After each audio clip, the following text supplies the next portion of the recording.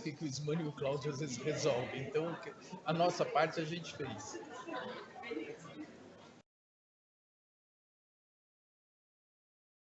Alô, alô? Alô, alô?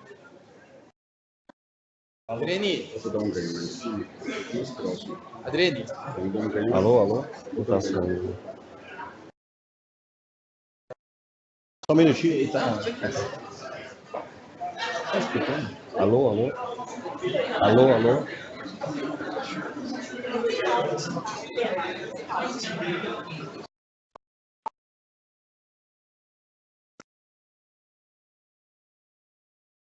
Eu gosto de Daniela e a Scout. O quê? Isso. Alô, alô? Alô? Tá bom.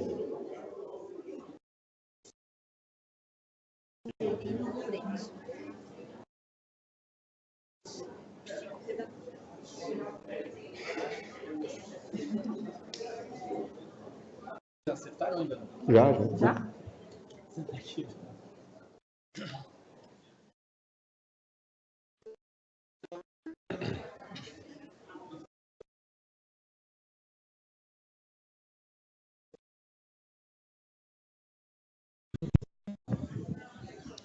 Adriane,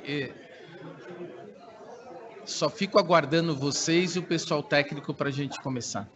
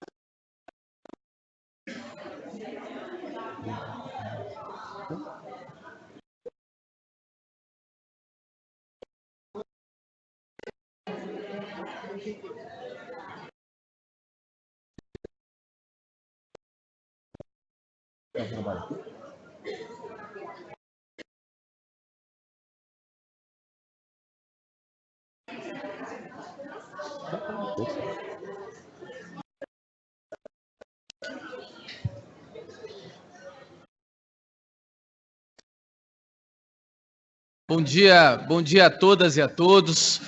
Vou pedir a gentileza de irem tomando os seus assentos, para que nós possamos começar, tendo em vista que a transmissão do evento é uma transmissão também online, e já está aberto o sinal para todos acompanharem. Bom, mais uma vez eu gostaria de iniciar agradecendo muito a presença de todas e todos vocês em mais uma palestra, né, em mais um evento que é promovido pela Procuradoria-Geral, através da nossa política de gestão de pessoas, que tem se esforçado para trazer para todos os integrantes do Ministério Público, sem qualquer diferença entre membros e servidores, já que nós estamos seguindo o nosso planejamento estratégico, buscando a unidade institucional, né, trazer uma série de assuntos que são interesse de todos nós. Alguns nos chacoalham um pouco mais, outros um pouco menos, mas é muito importante que a gente saia sempre da nossa zona de conforto, e por isso vocês já merecem ser cumprimentados por estar aqui e poder ouvir um pouco mais a respeito do que tem acontecido aí no dia a dia e no mundo moderno. Hoje nós vamos tratar de um assunto ligado à liderança estratégica e inteligência emocional. Essa palestra vai abordar os desafios institucionais do momento, as competências da era digital, o desenvolvimento de líderes e liderança no ambiente virtual e participativo. Eu queria cumprimentar a presença da psicopedagoga doutora Valéria Lourenço, que já esteve aqui numa roda de conversa nossa falando sobre bullying, né, questão digital, que foi algo muito interessante, aqui falado. Queria também, em nome de todos, cumprimentar a Daniela e o Scout, né, que estão aqui participando desse evento, e principalmente aquele que vem falar para vocês hoje, que é o professor doutor Armando Lourenço, doutor e mestre em administração pela FEA USP. O doutor Armando é pós-graduando em filosofia pela PUC, pós-doutorando em administração pela FEA-USP, professor convidado da Fundação Instituto Administração FIA-USP PSEG e Casa do Saber, que por sinal é muito legal. Quem assistiu os cursos da Casa do Saber são muito interessantes. Diretor da Universidade Corporativa da Ernst Young, e a Ernst Young está entre as 10 maiores empresas do mundo no ramo de serviços profissionais, como auditoria, elisão fiscal, consultoria, transações, presente em 150 países, com sede em Londres Ele é colunista da revista Você S.A., versão digital, e do portal administradores.com. Palestrante em eventos nacionais e internacionais, escritor de livros e artigos na área de negócios, mentor da revista Exame. O professor Lorenzo é premiado como um dos 3 melhores Learning Leader dos anos 2016, 17 e 18 nos Estados Unidos, e diretor técnico da Associação Brasileira de Educação Corporativa. Professor Lorenzo, é uma grande honra recebê-lo aqui, como nosso procurador diz, nesse auditório, que é a Casa da Cidadania, né? E aqui nós temos que... Estivemos conversando um pouco antes, aí, tomando um cafezinho, contando um pouquinho a respeito do Ministério Público, porque o professor dizia o seguinte: olha, eu sou do âmbito corporativo, privado, como é que é a instituição pública? Eu falei, senhor, fique à vontade, diga o que o senhor tem a dizer. As questões ligadas à liderança do ser humano, elas são comuns em todas as corporações, e aqui o senhor precisar chacoalhar, puxar a orelha, o que for preciso, nós estamos aqui todos dispostos a ouvir com muito boa vontade a sua palestra. Então, somos muito gratos aqui à sua presença no Ministério Público. Antes de começar a palestra, eu apenas gostaria de fazer 2 observações. Na palestra hoje, nós contaremos com recurso de legenda para o nosso público portador de deficiência auditiva, mais uma iniciativa do Ministério Público em prol da acessibilidade. Então, nós temos aqui uma televisão com legendas. E 2, após a nossa palestra, nós lembramos que haverá sarau no Memorial, que é um outro evento muito, muito interessante.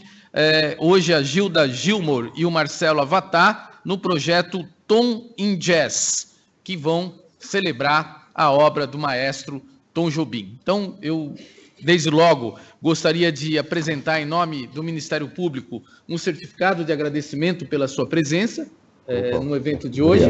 Tá? Muito obrigado.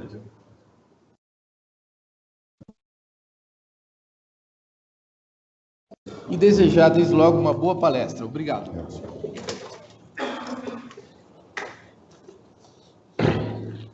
Bom dia a todos. E, bom, eu queria agradecer ao doutor Paulo pelo convite, também pelas áreas regionais que estão assistindo, no interior, as pessoas, e destacar, né? Eu acho que é bem relevante a gente ver a área pública, mas não só a área pública, a área privada, o terceiro setor, todos, na realidade, com uma preocupação muito forte com o desenvolvimento de pessoas. Quer dizer, sem dúvida nenhuma, o Brasil, eu acho que, pelo menos a expectativa que a gente tem, é que ele melhore o cenário econômico, mas para que ele cresça de maneira sustentável, se não houver formação de pessoas, se não tiver qualificação das pessoas, dificilmente a gente vai conviver, vai competir num ambiente globalizado, onde a competição seguramente é muito mais acirrada e, enfim, a gente precisa das pessoas com essa qualificação. A palestra de hoje, ela trata do tema liderança, claro que onde assim ela de uma vertente mais de comportamento, não necessariamente só de técnicas, mas a liderança, eu acho que é importante a gente encaixar esse tema dentro de uma visão um pouco de futuro, quer dizer, o que está acontecendo no mundo, né? E hoje eu acho que se a gente tem aí um driver que a gente tem, aí talvez um dos cenários fortes que a gente possui no mundo, no Brasil e no cenário internacional, é a questão do mundo digital. Quer dizer, a gente está mudando, de fato, para um outro patamar, para um patamar digital e que vai impactar na carreira e na vida de todo mundo. Quer dizer, nos empregos, a gente nem tem dúvida, né? Quer dizer, no Fórum Econômicos, mencionando aí o grande impacto no emprego, claro que de forma positiva por um lado, mas um pouco temerosa por outro, porque a gente prevê que até 2025 nós teremos mais 133 milhões de empregos no mundo, mas perderemos 75 milhões. O que significa que a gente vai ter um superávit de 58 milhões. Quando a gente olha, e você fala, poxa, então é positivo, a gente no mundo digital, você vai ter um superávit de 58 milhões, é verdade. Mas se você olhar para 2017 e verificar o estudo da ONU, que mostra para a gente que 69% das crianças que entraram nas escolas naquele ano vão trabalhar em profissões que a gente não conhece, aí você vê o impacto que talvez desse superávit de 58 milhões, de fato, será de profissões que a gente desconhece. E não basta, na realidade, no mundo digital, todo esse mundo digital, você ter uma mudança só de tecnologia. Quer dizer, você aprender blockchain, inteligência artificial, robotics, data analytics, tudo, isso é importante.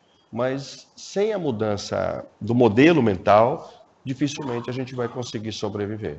Porque ainda a gente vê uma grande parte das pessoas muito focada no mundo analógico. Então, quer dizer, quando você tem uma solução hoje e você vai resolver essa solução por via analógica, você não está trabalhando no mundo digital. Quer dizer, então, se você quer melhorar uma eficiência, por exemplo, de uma organização, a tendência tua é mexer em processo. Quer dizer, ou seja, mas no mundo digital é você colocar um robô para fazer isso. Então, você veja que a diferença é brutal. Quer dizer, e essa mudança vai impactar na liderança. Até porque a gente percebe que a primeira faixa de emprego, mais o staff que a gente chama, ela vai ser muito afetada na carreira. Quer dizer, quando a gente começa a trabalhar, muitas vezes as pessoas vão fazer operador de telemarketing, ou vão trabalhar no caixa de banco e tal. Todas essas funções, a tecnologia, ela de fato ela vai suprimir. Se não todas, uma boa parte, porque o país ele é desigual, então não vai impactar no país como um todo. Mas ele impactará. Então você veja que muitas mudanças vão acontecer. E a gente, para liderar, vai ser bem diferente. Quer dizer, ainda mais hoje, né? Quer dizer, hoje, quando você olha o Brasil, por exemplo, em 2025, hoje já é desafiador liderar. Mas se você olhar para 2025, 75% da nossa força de trabalho será constituída pela geração millennials. Quer dizer, ou seja, e é uma geração que é um desafio, não quer dizer que é pior ou melhor, mas é diferente de liderar. Então, se você não estiver preparado, de fato, para liderar com essas novas gerações e dentro de um ambiente de diversidade, a gente tem uma dificuldade grande. E aí entra o outro ponto da liderança, que é mais um desafio da liderança, que é trabalhar no campo da diversidade. Mas da diversidade, não só a diversidade de gêneros, e não confundindo sexo com gêneros, porque gêneros é uma amplitude muito maior do que o sexo, mas gêneros, gerações, etc. Você tem uma porção de diferenças entre as pessoas. Então, as pessoas, na realidade, precisam ser respeitadas. A gente precisa entender que cada um, na realidade, tem os seus desejos, cada um tem suas demandas e a gente tem que cuidar disso. Quer dizer, eu tenho uma opinião particular, mas ela é uma opinião particular, né? As pessoas não precisam compartilhar com isso que eu penso. Mas o meu raciocínio é o seguinte: existe um mantra na sociedade que diz o seguinte: a gente tem que tratar as pessoas como a gente gostaria de ser tratado. Eu não acho isso. Eu acho que a gente tem que tratar as pessoas como elas gostariam de ser tratadas, e não como eu quero ser tratado. Porque como eu quero ser tratado, na minha opinião, eu acho que é um egoísmo muito grande. Porque, de fato, então, quando a gente pensa em se colocar no lugar das outras pessoas, não dá para falar assim, eu me coloco no lugar das outras pessoas, eu preciso me colocar de fato. Quer dizer, de fato, é você pensar como ela pensa, você sentir o que ela pensa, você respirar o que ela... Enfim, é você, de certa forma, olhar a partir daquela ótica e ter um tratamento. E o que eu estou falando para vocês, e não é um impacto só no ambiente de organizacional que a gente trabalha, profissão, é na profissão, é na escola, é na faculdade, é no ambiente de casa, quer dizer, ou seja, em todos os lugares a gente precisa ter uma visão de diversidade, quer dizer, uma visão forte, e esse é um imperativo, quer dizer, que a gente está vivendo. Um outro fator que a gente nota bastante nas organizações, quer dizer, dentro desse modelo da economia digital, o que a gente vê também é uma economia compartilhada, né? Então, hoje você compartilha patinete, você compartilha bicicleta, você compartilha casa. Então, ontem, por exemplo, eu estava com um colega que ele estava me comentando dos familiares dele, que são sogros dele. Ele vai passar agora uma temporada na Europa e ele vai, na realidade, ele tem uma aposentadoria, mas ele também faz alguns trabalhos de consultoria pela internet, e ele vai, virtuais, e ele vai ficar 9 meses no Airbnb, vai mudando de casa em casa, ele tem a aposentadoria dele, quer dizer, ele vai fechar a casa dele aqui, ele baixa o custo dele e ele consegue sobreviver. Ou seja, e os serviços dele, ele vai fazer isso, ele vai os virtual. Meu filho ontem estava comentando comigo, meu filho está indo para a área de tecnologia, comentando que ele está pensando também. Ele tem um site muito interessante que chama Nômade Virtuais, quer dizer, você, na realidade, você acessa esse site, você tem ofertas de trabalho, de emprego, e você vai se conectando em empregos em qualquer lugar do mundo. Então, você pode trabalhar morar em Portugal, trabalhar e fazer um projeto da China, de tecnologia, por exemplo, e você tem uma mudança completamente diferente. Quer dizer, esse conceito nosso de que você vai comprar uma casa com 20 e poucos anos e vai pagar uma prestação de R$3.000 por mais 20, 25 anos, isso é um conceito que acabou. Quer dizer, ou seja, isso impacta por completo no custo fixo das famílias, porque as famílias não vão ter esse custo tão oneroso, porque a gente consegue equilibrar isso na questão do compartilhamento. Agora, por outro lado, se por um lado você tem essa questão do emprego, como eu falei para vocês, que vai mudar, e você tem a questão da economia compartilhada, você tem as possibilidades do mercado, que a gente vem discutindo também, que é essa questão, será que a gente vai ter mais emprego ou a gente vai ter mais trabalho? E, sem dúvida nenhuma, a gente vai ter mais trabalho do que emprego. Então, o relacionamento das pessoas com as organizações vai ser bem diferente. E não vai ser necessariamente um relacionamento só via emprego. E o relacionamento só via emprego, ele exige das pessoas um determinado tipo de competência. Mas se você for prestar serviço para outras empresas, você tem que desenvolver competências em você que as organizações que a gente trabalha, muitas vezes não propiciam esse ambiente, porque você tem que desenvolver competências de fechar negócio, de conquistar cliente, de negociar, que são coisas que a gente não está habituado nos dias a dia das organizações, a não ser as pessoas que trabalham no ambiente, na área comercial. Então, essa é a mudança que a gente vê de impacto muito grande nas organizações. Agora, quando a gente fala da liderança, descendo para esse campo da liderança especificamente, o que eu venho percebendo no mercado, e olha, eu já trabalho há 40 anos, quer dizer, e na vida acadêmica há 32 anos, o que eu percebo é que uma parte dos líderes, e eu não sei se todos a gente poderia chamar de líderes, talvez chefe ou líder, a gente precisaria ver um pouco aí a classificação, mas uma parte dessas pessoas, ela é promovida só por questões técnicas, quer dizer, ela conhece tecnicamente o que ela faz, e geralmente ela é promovida por isso. Quer dizer,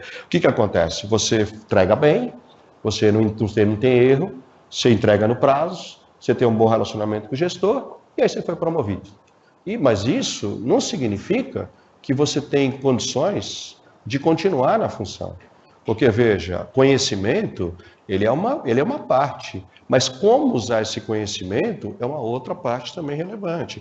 E aí a gente cai no campo do que a gente chama no mercado de soft skills, ou seja, de questões de comportamento, que vão além, na realidade, do conhecimento. E a gente tem muitas dificuldades em lidar com as pessoas. Por quê? Porque a pessoa, o chefe novo, o que ele faz? Quando ele está nesse ambiente, que ele acaba de ser promovido, como ele não tem experiência, ele não quer que nada saia errado, ele centraliza tudo nele.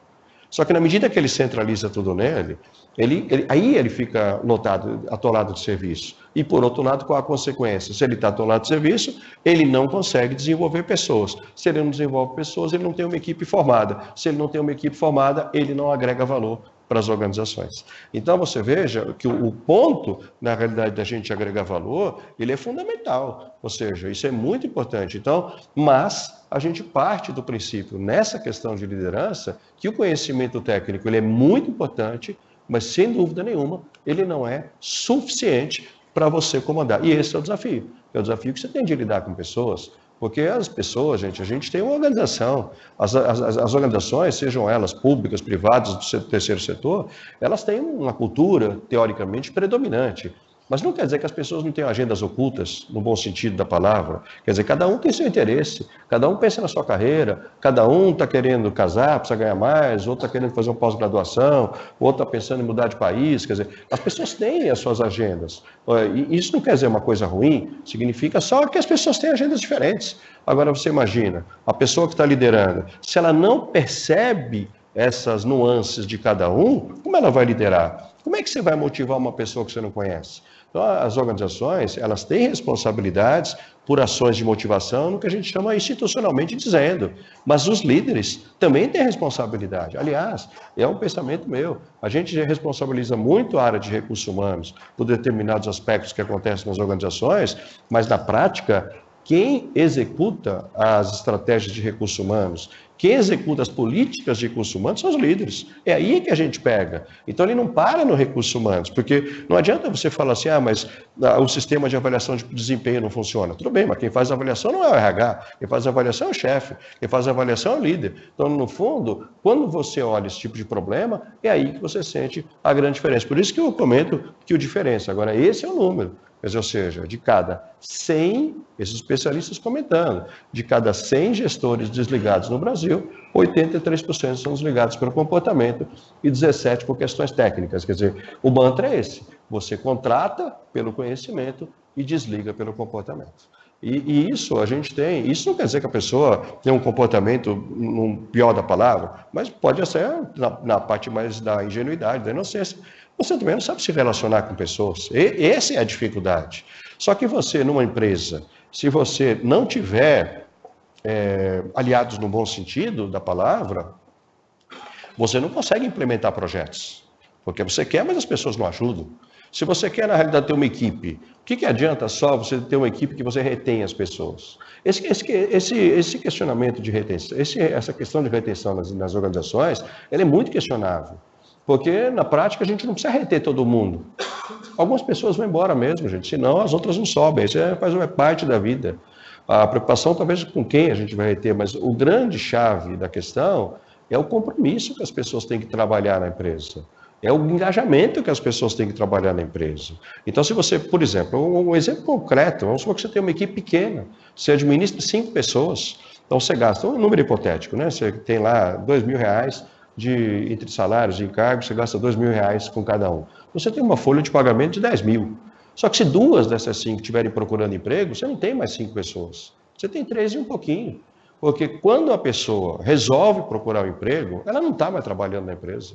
Ela mudou a perspectiva dela. A perspectiva dela já é outra. Porque ela vai trabalhar lá pensando que ela vai para algum outro lugar. Então você veja, só que com uma equipe que não tem compromisso, então você está gastando X e está gastando 5 e tendo uma produtividade de 3,5. Significa que você baixa o resultado e a operação vai ruim como um todo. Então você nota que o engajamento, é que eu tenho um aspecto financeiro, mas ele poderia impactar em aspectos qualitativos, de projeto, de resultado, etc. Ou seja, a falta de compromisso das pessoas, ele gera uma série de problemas. E o líder, muitas vezes, a proximidade do líder faz uma diferença brutal nessa questão do engajamento das pessoas, porque você sentir o líder perto de você, ajudando a pessoa, e o ajudando não é só concedendo um benefício aqui ou ali, não é nesse aspecto, isso também pode ser dentro da política da organização, mas é no sentido de colaborar, estar próximo da pessoa, porque às vezes você passa por determinadas situações que você não sabe como conduzi-las, e o duro é quando você não sabe como conduzi-las e o seu chefe também não sabe. Aí você fica no mato sem cachorro. Então, aqui eu sempre falo, bom, e agora? Então, esse é o número que eu estava falando para vocês. Quer dizer, ou seja, todo esse quadro, ele envolve que em 2025, a gente vai ter 75% da força de trabalho pela geração millennials. E a geração millennials, algumas pessoas falam algumas coisas e tal, mas esse é o mundo, gente. O mundo é concreto. A gente não vai contratar as pessoas em Plutão, Mercúrio, Vênus. É no Brasil mesmo. Se a gente vai trabalhar aqui no Brasil, a gente precisa ajustar o ambiente empresarial de maneira mais inclusiva para essas pessoas. Não adianta a gente mudar. Esse é o quadro que a gente tem. Então, as organizações têm que mudar. Elas têm que mudar o modelo de administrar para que a gente possa liderar essas pessoas também. Ou seja, aí tem impacto da organização, tem impacto da liderança, tem impacto das pessoas, mas é bom, até eu comentar essa questão do impacto das pessoas, que muito embora a apresentação de hoje esteja falando de liderança, mas a gente tem que lembrar também o papel do liderado, dos profissionais, porque não dá para você responsabilizar tudo o líder, porque os líderes são humanos. Os líderes são pessoas, a gente erra, não tem como você acertar tudo. Agora, o que eu falo, se o líder ou a líder, eles estão trabalhando dentro de condições legais, quer dizer, ele está praticando ações legais, e ele está dentro de critérios morais, algumas atitudes que a pessoa tenha com o colaborador pode ser até um ganho de desenvolvimento para ele.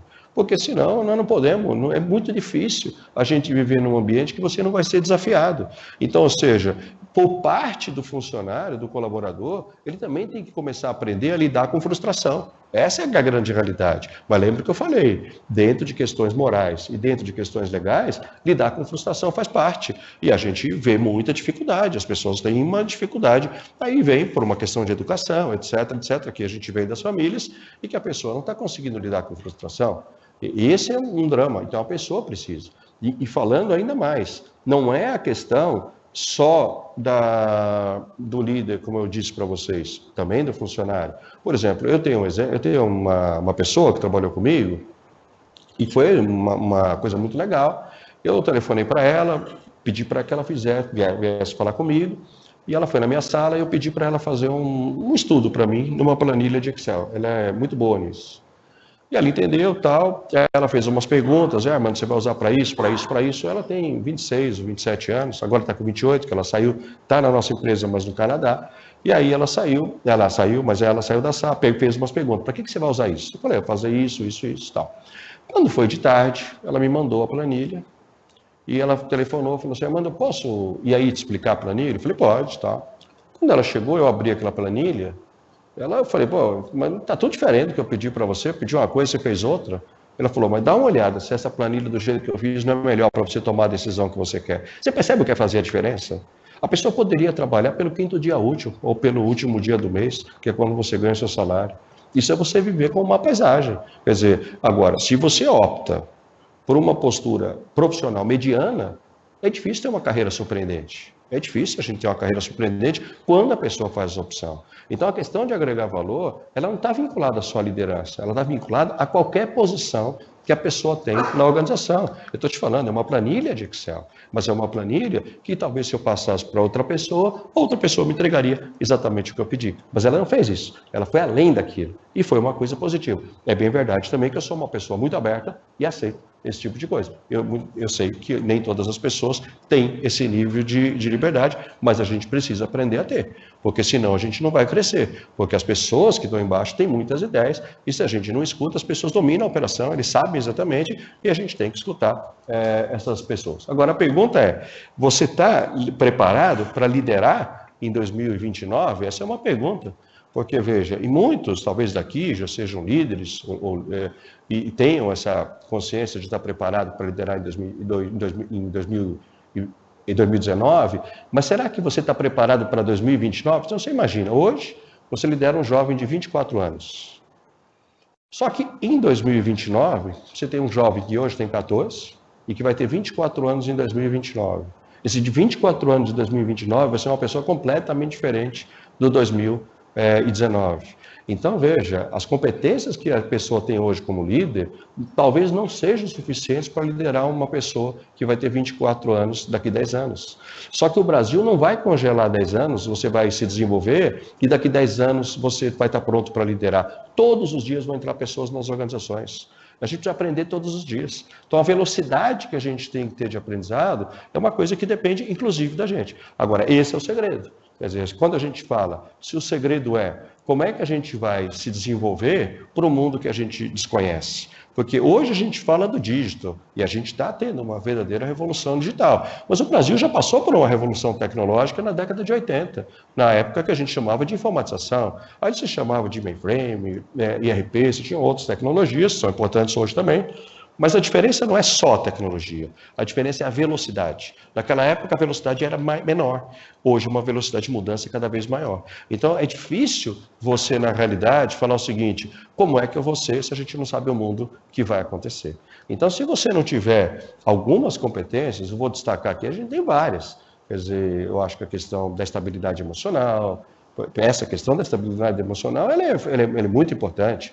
Porque eu vejo sempre, se você é o chefe, você é a líder, você recebe uma pressão de cima, da mesma forma que vem, você repassa, você acaba o time que está embaixo de você. O papel da pessoa é esse, é de ser um colchão. É importante que a pessoa entenda isso. Faz parte do papel da pessoa. Eu não estou querendo dizer que eu sou a favor desse ambiente de pressão, mas ele existe. E se a gente existe, a gente tem que liderar, de certa forma, para ter um time comprometido. Se você não tem um time comprometido, como é que você vai conseguir fazer com que as pessoas façam o que é preciso ser feito? Agora veja, o líder não é aquela pessoa que faz com que as pessoas façam o que tem que ser feito. O líder atual é o que faz com que as pessoas façam o que deveria ser feito, querendo fazer. Essa é a diferença. Só fazer, a gente tem técnicas que a pessoa pode fazer, que não estão corretas. O correto é a pessoa fazer querendo fazer. E aí, como é que ela faz querendo? Quando ela vê significado no que ela faz, quando ela vê propósito no que ela faz. E o papel dessa transmissão, da materialização do significado e do propósito, faz parte da liderança. Você fala, poxa, mano, mas eu não tenho tempo, você está falando tanta coisa, não dá tempo de fazer tudo isso. Bem-vindo a bordo. É isso aí. Eu também não tenho tempo. Ontem uma pessoa perguntou para mim assim, como é que você faz, amor? Você escreve na VCCA, está fazendo pós-graduação, e tem um cargo de liderança, escreve livro, não sei o que ler. Ela perguntou para mim, era uma pessoa que trabalha lá no dia do trabalho. Eu falei assim, hoje eu acordei 5 horas da manhã. Que horas você acordou? Eu fui dormir 00:30. Eu fui dormir mais cedo, eu fui dormir 00:30, mas eu durmo 1h30. Fui dormir 00:30 porque 5 horas eu tinha que acordar, porque eu tinha que entregar um concurso que eu estou fazendo, eu tinha que acordar cedo para fazer isso. Você entende o que eu estou querendo te dizer? Eu não estou falando para você levar a vida que eu levo, não é isso. Mas o que eu estou querendo dizer é que é possível, desde que você tenha disciplina e propósito. Ou seja, na vida. Esse é importante que a gente tem. Então, essas competências, por exemplo, daí, uma que eu acho que vale a pena a gente destacar também, é a questão do que a gente chama no mercado de ownership, ou seja, senso de dono.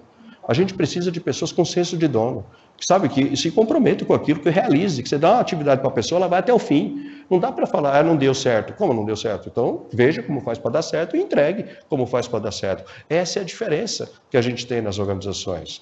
Porque a gente faz muita crítica às pessoas. Eu vejo, por exemplo, na universidade, eu parei de lecionar na graduação. Mas eu lembro uma vez que um aluno, parei o ano passado, uma vez o aluno falou para mim assim, professor, eu trabalho numa empresa, lá tem um fundador, e começou a fazer uma série de críticas para o fundador, né? Ele queria, na realidade, que eu ele desse um parecer favorável ao que ele estava falando. Eu falei para ele, olha, eu não vou dar um parecer porque eu não conheço a pessoa, seria a leviandade da minha parte, e estou escutando só você, mas eu posso te dizer uma coisa, existe uma diferença entre o dono da sua empresa e você. E o aluno perguntou, qual? A empresa. Ele tem uma e você não tem nada. É só uma pequena diferença. Quer dizer, então, é muito fácil você criticar as outras pessoas, mas você não fazer. Então, esse dono da empresa, gente, você trabalhar numa empresa de grande porte, você tem tudo, você tem staff para tudo, é marketing, RH, etc. Quando você começa uma pequena empresa, você faz tudo, você resolve tudo. É uma pessoa diferenciada. E você vem só fazer crítica. Então, quando a gente fala de senso de dono, eu não estou falando do empreendedorismo externo, estou falando do intrapreneur, quer dizer, o empreendedor interno, aquela pessoa que age numa empresa como se fosse dono, muito embora ele não seja dono da organização. A outra questão que eu vejo nesse ambiente para a gente destacar é a liderança por influência. Então, por exemplo, quem tem filhos aqui, a gente sabe, por exemplo, eu tenho filhos, né? Eu tenho o Pedro, que tem 22, e a Marcela, que tem 24. São diferentes, completamente diferentes. Mas tinha uma coisa que era interessante, eu e minha esposa está aqui, que a gente fazia quando eles eram pequenos. Tinham bebezinhos, eu tinha um lamês, eu ia lá no quarto, botava o dedo assim no nariz, para saber se ele estava respirando. Era uma preocupação que eu tinha. Pois eles cresceram, ficaram adolescentes. Adolescente não dá, você tem que conversar com o adolescente. Senão você não consegue resolver nada. Se você for num embate com o adolescente, você perde tudo. Você tem que conversar com essa pessoa, com ele. E depois, quando vira adulto, você tem que aconselhar. É o que você pode fazer. Nas empresas, a gente tem gente que é o bebê, tem gente que é o adolescente e tem gente que é o adulto. Independente da idade que a pessoa tenha. E o gestor precisa entender isso. Cada um ele vai dar um tratamento diferenciado. Alguns ele vai ter que quase que colocar o dedo na respiração. O outro ele vai ter que fazer um aconselhamento. E o outro ele vai ter que ter muita conversa. Não tem jeito. Esse é o mundo. Quer dizer, ou seja, então, ou você tem essa predisposição, ou você não fica. E agora, se eu tivesse que escolher, na realidade, 2 competências dessas, eu acho que eu escolheria essas. Quer dizer, adaptabilidade. Como a gente não sabe para onde o mundo vai, é importante que seja adaptável para qualquer mundo que apareça. E aí baixar a resistência mesmo. Porque as pessoas têm hábitos muito enraigados. Você não muda nada. Quer dizer, a maneira de pensar, ela é muito difícil. Então você não faz nada diferente. Então se você não entender que o mundo vai mudar, e não adianta falar assim, mas eu tenho uma experiência de 25 anos. Às vezes não. Às vezes a pessoa tem uma experiência, ela repete há 24 anos o que ela aprendeu no primeiro ano. Então ela não tem 25 anos de experiência, ela tem 1 ano de experiência e repete há 24 anos aquilo que ela aprendeu no primeiro ano. Então você veja a grande diferença. Então não adianta, a gente precisa ter essa predisposição para mudar, não vai. E a aprendizagem ágil é isso, quer dizer, você tem hoje, se você não aprender continuamente, e o ágil não significa de você aprender só rapidamente, mas é a prontidão para aprender, é você estar pronto, o mundo está mudando, gente. São novas formas de contratação, é dígito, é economia isso, é economia daquilo. E dizer que não tem acesso à informação, nossa, você tem plataformas aí com cursos gratuitos, você tem Veduca, você tem EDX, você tem Coursera, você tem não sei o quê. Quer dizer, ou seja, e você tem videoaula, você tem e-books, você tem... O difícil talvez seja para a gente, nessa mundo de informações, é você fazer uma curadoria daquilo que é bom ou daquilo que não é. Mas é possível você ter desenvolvimento por um custo acessível e de graça. O custo vai ser o quê? De horas. Mas aí a diferença vai no que a gente chama de atitude. Aquele que tem atitude para fazer e aquele que não tem atitude para se desenvolver. A diferença é essa. A diferença não está no custo da educação mais. Já foi. Hoje a diferença. Agora, uma pergunta que a gente tem para frente é: será que a gente vai ter líderes como agem como os de hoje? Não, gente. O ambiente está mudando muito, o ambiente cada vez mais participativo, ou seja, hoje, na realidade, a maneira das pessoas que estão vindo para as organizações, elas têm uma forma diferente de lidar com a hierarquia. E eu acho até melhor a forma delas, mais transparente, melhor, mais verdadeira, mais genuína. E a pessoa precisa aprender a lidar com isso, aprender a lidar quem está em cima. E você tem um ambiente virtual, quer dizer, ou seja, a gente motivar uma pessoa olhando presencialmente é uma coisa, motivar a pessoa virtualmente é completamente distinto. Então, o liderança, na realidade, nesses dois mundos, virtual e participativo, ele tem uma ótica completamente distinta. Agora, é possível desenvolver líderes? Essa pergunta todo mundo me faz. E eu vou te falar uma coisa, eu acho que sim, eu acho claro que se eu não acreditasse que é possível desenvolver líderes, eu teria que te dizer que eu acho que as pessoas nascem prontas. Eu não acho que as pessoas nascem prontas. As pessoas mudam todos os dias. Eu, por exemplo, sou uma edição diferente de 2018. Espero que melhor. Todos os dias a gente muda. Então, é importante a gente lembrar que essa capacidade que a gente tem de melhoria, ela é contínua. Então, existe uma teoria muito interessante do professor Macau, da Carolina do Norte, onde ele mostra, veja interessante os pilares que ele fez, mas aqui é uma teoria para desenvolvimento de liderança. É importante você entender isso. Ele mostra o seguinte, que 10% do teu desenvolvimento como líder, gerente, coordenador, enfim, chefe de uma maneira geral, líder, ele é proveniente de treinamentos, sejam online, presenciais, autoestudo, enfim, toda a educação formal que a gente recebe, 10%. 20% vem do que a gente chama de orientação prática, o termo correto seria apprenticeship, mentoring, é você ter uma pessoa mais sênior que você te ajudando na carreira, e 70% advém das missões delicadas que você passa, são experiências. E daqui, se você pensar bem, lembra bem, quantos por cento você aprendeu de toda a educação formal que você recebeu? Mas você vai lembrar das pessoas que te ajudaram na carreira, que são os 20%, e de algumas experiências que você teve, são inesquecíveis, para o bem e para o mal. Então você veja que a gente tem que focar nos 10%, mas entender que isso não é suficiente. E que 90% do desenvolvimento, ele está concentrado nesses dois pontos, que estão a liderança, que estão a questão da orientação prática e da questão da experiência. Você fala para mim assim, Armando, mas eu também não tenho com quem conversar. Veja, eu ontem, por exemplo, eu tenho lá o LinkedIn, eu não sei se o LinkedIn cobra isso das pessoas, acho que não, para eu, pelo menos não recebo nada. Então eu recebi lá uma mensagem, você é considerado um especialista no mercado de carreira. Se você apertar esse botão aqui, você vai ver uma porção de pessoas querendo aconselhamento. Pum, apertei, lotou uma porção de gente lá querendo aconselhamento. Eu me preparei para domingo à noite eu tentar responder, ajudar as pessoas. Mas é uma pessoa, o que vai acontecer? A pessoa, eu vou ajudar as pessoas, faço isso com o coração. Mas eu não vou ganhar nada, mas eu vou ajudar uma série de pessoas. Como eu, tem várias pessoas que vão ter. Então, você dizer que você não tem aconselhamento de carreira, que você não tem essa possibilidade, a diferença de quem apertou aquele botãozinho do LinkedIn para falar comigo e quem não apertou são duas as diferenças. Atitude e conhecimento. Talvez a pessoa não tenha apertado por não conhecer o que eu estou falando agora, e a outra, muitas vezes, conhecer e não ter atitude de apertar o botão. Porque apertar o botão significa eu responder e a gente trocar algumas informações, que pode ser por Skype, pode ser pelo LinkedIn, seja lá por onde for. Então você veja que essa transformação da liderança é muito grande. Agora, para você mudar, eu acho que esse slide, eu foco aqui um pouco nessa questão mais de experiência, ele é chave no sentido de você mostrar o seguinte, veja, algumas perguntas você tem que fazer. Que experiências você tem que ter para ter um bom desenvolvimento de carreira? Algumas experiências estão dentro das organizações, mas outras experiências não. Se você quer desenvolver uma capacidade de inovação, e às vezes no ambiente que você não tem essa possibilidade, você tem diversas oportunidades externas que você pode desenvolver num projeto de inovação, de criatividade, e que você vai desenvolver essa competência. Se você quer se humanizar um pouco mais, porque eu sei que o ambiente corporativo às vezes traz nem sempre os benefícios que a gente gostaria, e a gente quer se humanizar um pouco mais, você pode fazer trabalhos de voluntário, você pode fazer trabalho de responsabilidade social, e você vai ver o que é o mundo real mesmo, o que as pessoas passam quando você tem uma atividade voluntária, por exemplo, com jovens que trabalham com alta vulnerabilidade, com pessoas com portadores de deficiências, ou seja, você vai conhecer o mundo dessas pessoas, por exemplo. E aí você vai entender que talvez você esteja num patamar diferente, e deixar de reclamar um pouco e falar que o mundo é outro. E a gente precisa olhar de outra forma. E talvez você consiga começar a ter essa capacidade de humanização. Mas volto a dizer, tudo isso envolve atitude. Mas envolve atitude.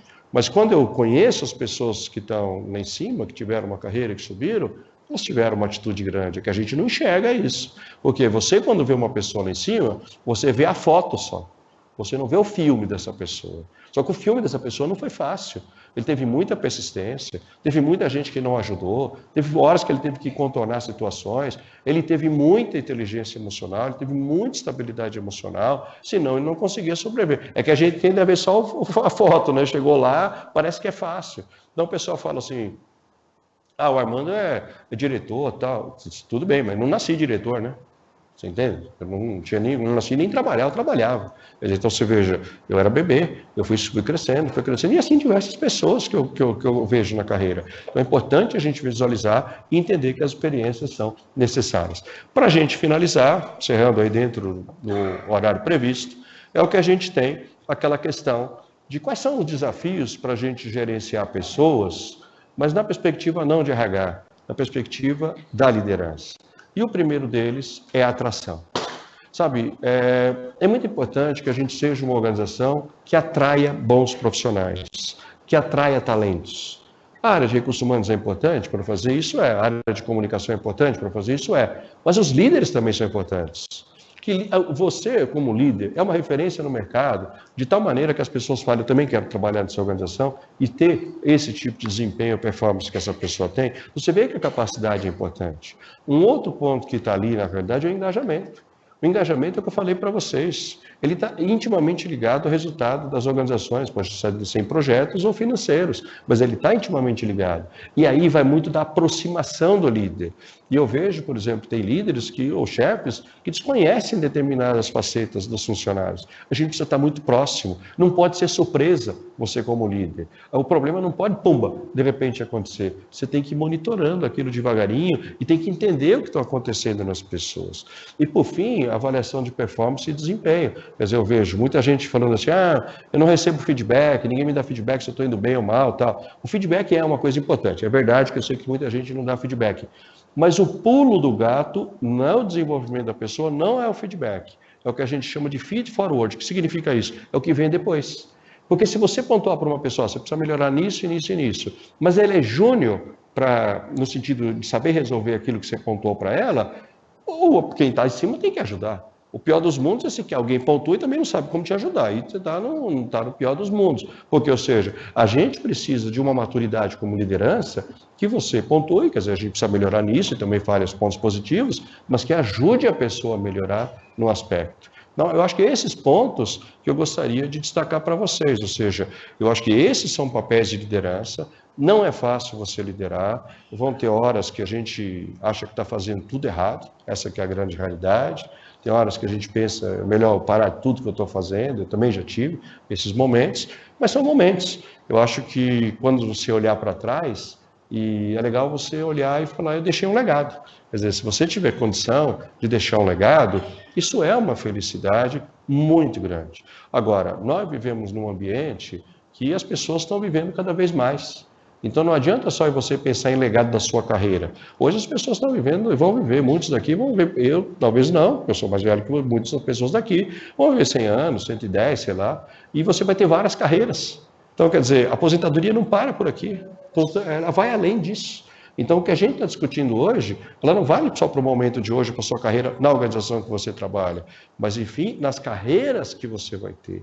Hoje o conceito não é de uma carreira, é de várias carreiras. Lembra bem da relação do emprego e trabalho. Esse é o mundo que a gente poderia ter.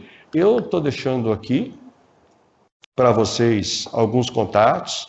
Eu gosto muito desse tema, deixei aqui o meu e-mail. Eu tenho, depois, se quiser a apresentação, depois eu posso deixar com alguns. Eu deixei ali, eu tenho o LinkedIn. No LinkedIn eu escrevo artigos sobre educação e sobre liderança. Eu tenho um canal no YouTube, lá eu divulgo vídeos sobre liderança e sobre carreira, mas também num tema muito particular que eu adoro, que é a gestão de empresas familiares. Então eu gosto de divulgar lá. E esses são aí os canais que as pessoas têm para me seguir. Eu queria dizer que eu me sinto muito honrado para vir aqui, eu estou muito feliz.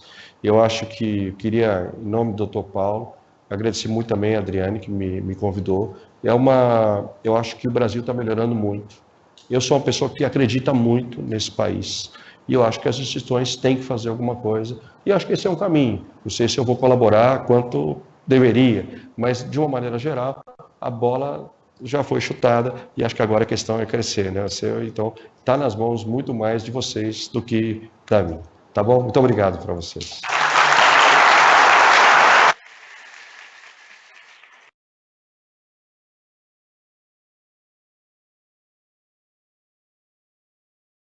Agora, como funciona? Se alguém quiser fazer uma pergunta, eu estou disponível aqui, não tem problema. Ah, tá ali, ó. Tomar uma aguinha aqui.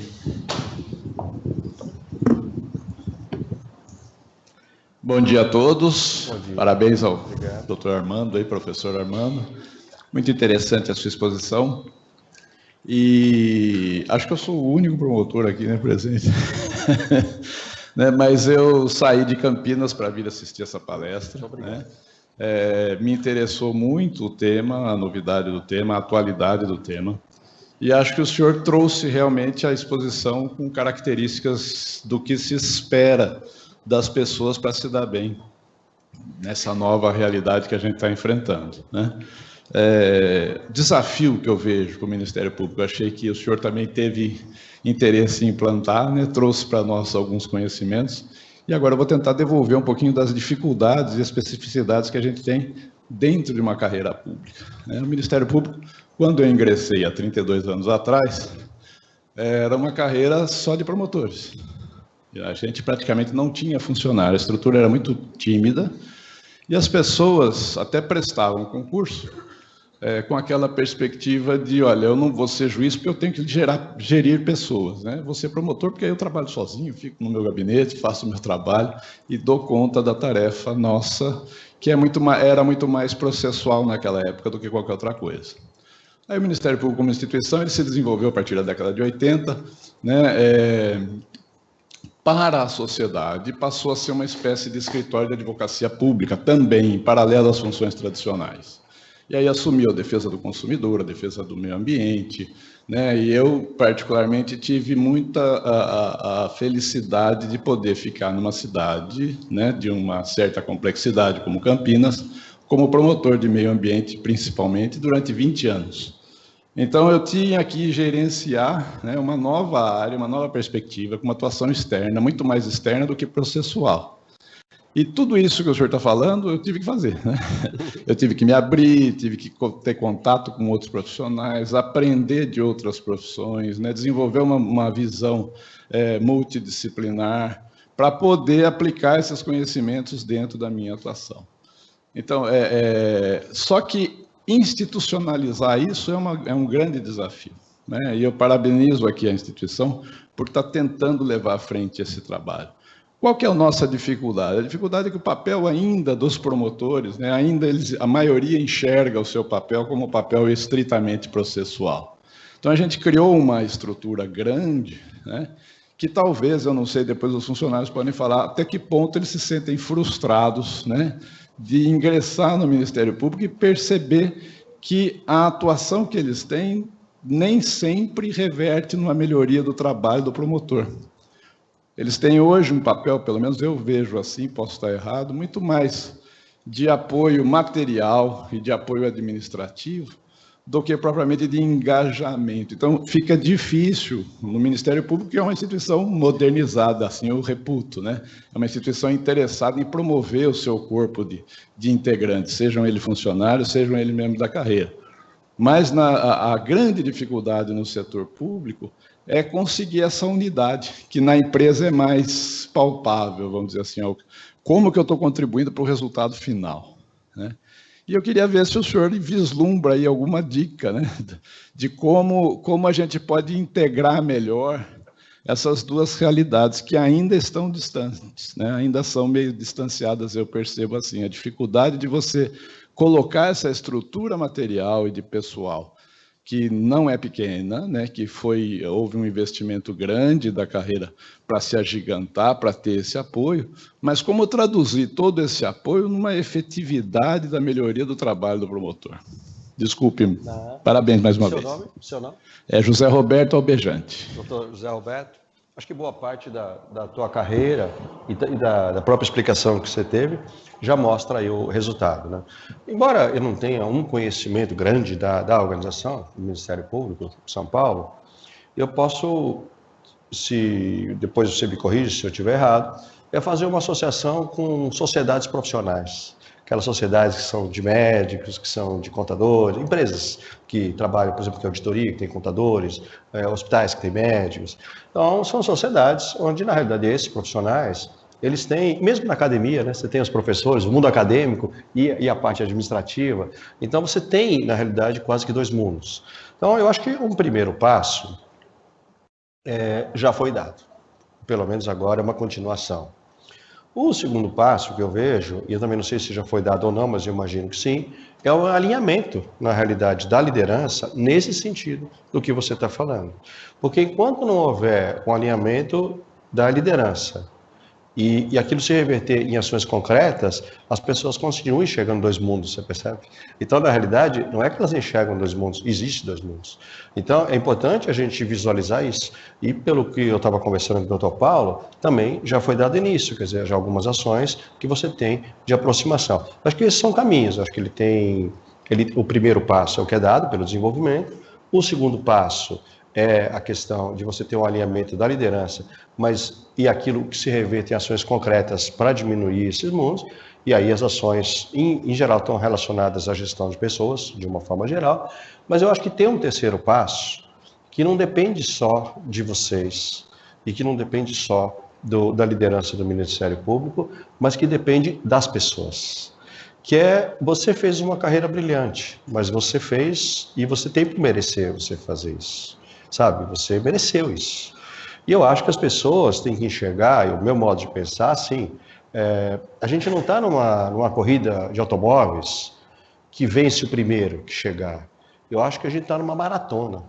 Se você chegar, já é importante. Então, quando o funcionário percebe que ele chegar já é uma coisa positiva, ele vai ter um esforço muito próprio. Então, eu acho que a gente precisa ir para a casa da gente, falar assim, poxa, hoje eu fiz o que era preciso, eu me desenvolvi no que era preciso, independente da ordem. Naturalmente, depois, a coisa vai acontecendo. Então, eu acho que são esses três passos. Mas o terceiro, eu queria destacar, é muito importante que os funcionários tenham uma visão de protagonismo também naquela questão. E que ele perceba que o que ele fizer para ele mesmo, aquilo vai ser revertido para a carreira dele, aqui dentro ou aqui fora, entende? Então, esse eu acho um aspecto muito grande, porque a gente vê muitas vezes uma tendência, eu espero, e aquilo que eu falei, aquele empresário que montou a pequena empresa dele, ele foi atrás dele, assim como o promotor, o procurador e juiz, etc., todos tiveram uma carreira brilhante em função de ter corrido atrás, e assim as pessoas. A gente tem que correr atrás, seja lá, eu daria aqui exemplos totais. Acho que, não sei se ajudaria, mas são inícios, doutor José.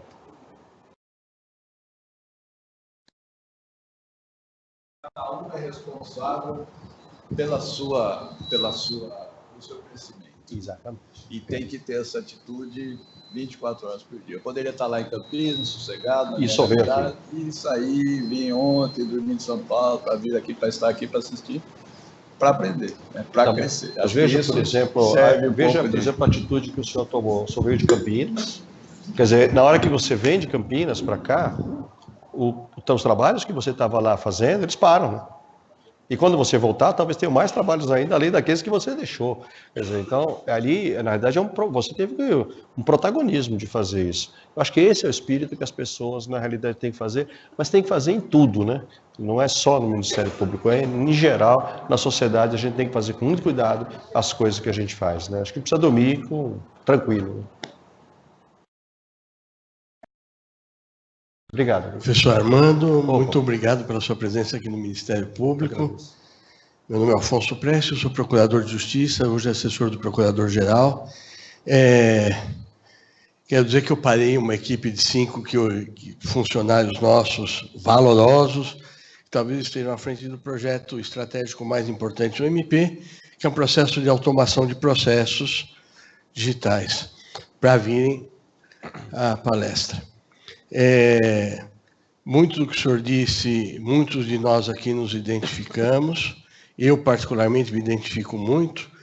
Eu fui professor de Direito Penal e, num determinado momento dessa caminhada já promotor, eu não só trabalhava nos meus processos, mas trabalhava com a administração de pessoas e administração, gestão, efetivamente, lá do maior fórum criminal de São Paulo, da Barra Funda. Fiquei 10 anos fazendo isso, e agora me entremeando na vida digital com a questão do CISAP, porque não há outra, efetivamente, essa competência, ela é indispensável hoje e para os próximos anos. Mas essa competência, ela me inquieta um pouco, porque o que mais preocupa para o líder é conseguir o sentimento de pertencimento. E esse sentimento de pertencimento, ele vem através de comunicação, engajamento, reunião, e que todos entendam o que estão fazendo. Se todos não entenderem exatamente o que estão fazendo, se o apertador de porca não entender, não conseguir enxergar o carro no final, esse sentimento de alienação, ele provoca exatamente o efeito contrário, a desmotivação, o desengajamento. Então, essa tem sido sempre minha preocupação em todos os projetos que eu tive a oportunidade, muitos deles o Dr. Paulo me deu o privilégio de poder promover. Assisti recentemente um filme que não é nem muito recente, chamado Xi, não sei se o senhor teve a oportunidade de assistir. É um filme em que a pessoa fala com o assistente pessoal o tempo inteiro, o dia todo, e não interage com nenhuma outra pessoa. Nós temos uma tendência moderna do home working, que é necessário, porque aumenta a produtividade das pessoas, principalmente numa numa cidade em que a mobilidade é tão difícil como São Paulo. Como conciliar essa necessidade da era digital que tende a apartear um pouco as pessoas, né? Com essa necessidade de reuni-las efetivamente. As relações, elas são mais superficiais quando a reunião é por Skype. Eu não consigo, se eu conheço, se eu interajo só pela tela, eu não consigo saber das necessidades de cada uma das pessoas que trabalham comigo. Eu sempre fui conhecido como uma pessoa que conhecia a maior parte dos problemas dos funcionários que trabalharam comigo. Quem trabalhou aqui na Barra Funda sabe disso. Como lidar com isso? Hoje, isso para mim é o meu grande desafio. Doutor Afonso, alô? Está escutando? Alô? Olha, doutor Afonso, eu acho que, primeiro, obrigado pela questão. E você colocou um aspecto que está muito conectado a significado do trabalho, a propósito do trabalho, né? Então, quando você tem a oportunidade de participar de alguns projetos desafiadores, eu acho que por si já motiva a pessoa. Agora, por outro lado, eu acho que a gente tem que entender um aspecto que você falou, que às vezes a pessoa ela não consegue perceber que apertar um parafuso é a construção de um carro. Então, se você tem um líder que tem um amadurecimento maior, que tem uma certa maturidade, vamos dizer assim, ele tem que ajudar essa pessoa a enxergar. Então, eu acho que sempre é importante que a materialização do significado do propósito ela seja ajudada a ver, porque nem todo mundo consegue enxergar, porque você compartilha as atividades. Mas, por outro lado, a gente tem que ser verdadeiro também e dizer, olha, nem tudo vai ter propósito e significado, tem coisas que são operacionais, né? Todo mundo faz trabalho operacional, então não dá para a gente fugir disso. Esse é um ponto. Então, eu queria primeiro elogiar o que você faz e que a resposta, uma delas é exatamente essa. A segunda parte, eu vou te responder isso no mundo de hoje, como eu vejo, mas eu não sei como vai ser para frente. Então, uma vez, eu estava no carro e eu estava conversando com meu filho, Pedro. E aí ele, sabe como é, né? Adolescente pega o WhatsApp e fica no WhatsApp o tempo inteiro, conversando comigo. E aí quem tem filhos, já teve filho adolescente, a gente fala assim, Pedro, com quem você está falando? Tal pessoa. E mora onde? Ah, não sei, falou lá, São Miguel. Você conhecia onde? É na escola? Não, na Paulista. E vocês são amigos há muito tempo? 2 anos. Sabe que você vai perguntando, você vai tirando da pessoa um pouquinho, né? Aí eu falei assim, Pedro, mas vem cá, você mora longe, você não tem carro para ir, vocês não se veem quase.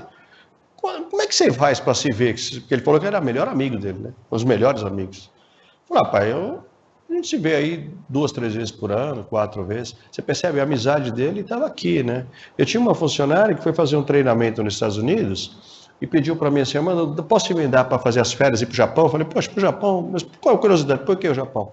Aí ela falou assim, porque minha melhor amiga é do Japão e eu quero vê-la. Então, eu falei, mas quanto tempo faz? Uns 5 anos que a gente não se vê. Então, eu acho que a gente tem que entender, assim, a lógica do futuro, eu não saberia te dizer, porque as pessoas que nasceram no modelo digital, eles são bem diferentes. Em março agora, eu fiz uma viagem com meu filho, e aquilo me causou, assim, uma surpresa boa, né, no bom sentido. Ele entrou, eu fui buscar um carro na concessionária, às 3 horas da tarde, quando às 4 horas eu estava na casa dele para a gente ir viajar. Quando ele entrou no carro, eu cumprimentou tudo, ele já apertou, pai, vamos me conectar. Apertou, tudo, ele fez 3 toques no painel do carro, já estava conectado. Eu faria isso também, mas eu precisaria com um pouco mais de tempo, né? Eu precisaria olhar qual é o negócio. Tá? Então, o que me surpreendeu é que ele não conhecia o carro, era um carro novo para ele e para mim, e ele fez aquilo. Então, a linguagem digital é uma linguagem muito intuitiva para algumas pessoas que, para mim, que quero mexer em tecnologia, mas eu não nasci no ambiente de tecnologia. Então, o meu mundo não é esse, por mais que eu tente me qualificar.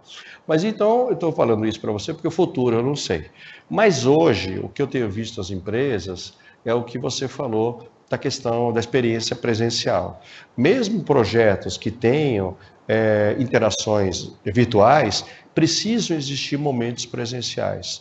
Porque são nesses momentos que a gente tem a perspicácia de ver a pessoa, de sentir a pessoa, de conversar. Você alinha determinadas coisas que o mundo virtual muitas vezes não percebe. Sabe, tem a linguagem gestual, uma coisa que só vendo mesmo, que você percebe. Então, é importante você estar naquele ambiente. Então, eu vejo que o movimento híbrido, quer dizer, uma parte tecnológica, uma parte virtual e uma parte presencial, é o caminho. Não sei por quanto tempo, como eu te falei, talvez alguns jovens entendam que o virtual seja o futuro. Eu hoje trabalho com parte de trabalho virtual, mas eu fui, por exemplo, a gente está fazendo uma implementação global e todas as reuniões são virtuais, mas a gente se reuniu, os líderes globais, agora em Portugal, para a gente fazer uma discussão. Quer dizer, houve um momento presencial. Então, há uma forma híbrida. Eu acho que totalmente virtual é sempre uma questão mais difícil, pelo menos hoje. Para frente, não sei te dizer. Tá bom?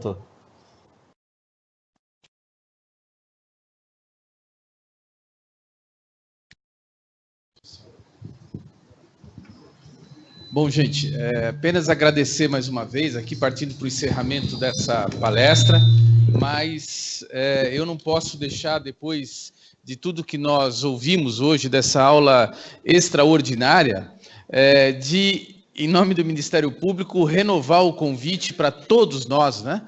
O convite para que nós possamos nos desafiar todo dia, desafiar os seus superiores, buscar sempre a unidade de pensamento e o aprimoramento, porque dessa forma a gente erra cada vez menos.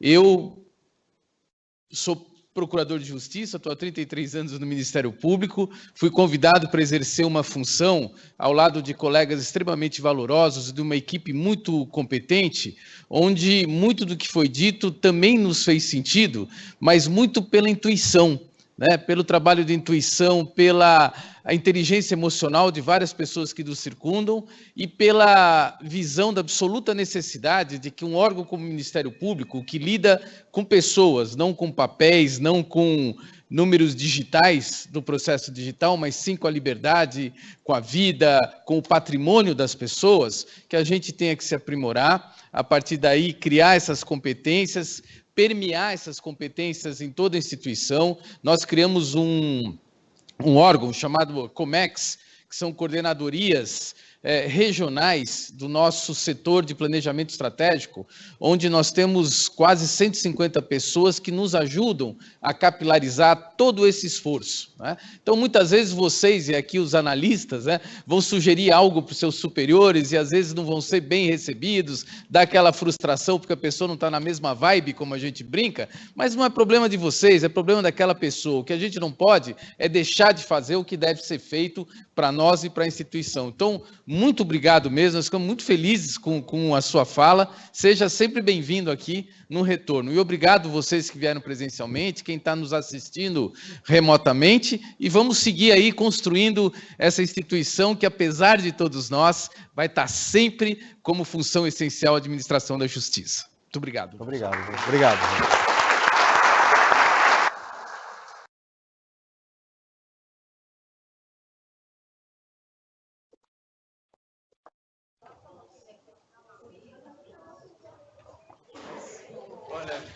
O que o senhor achou? Mas o senhor achou que foi dentro?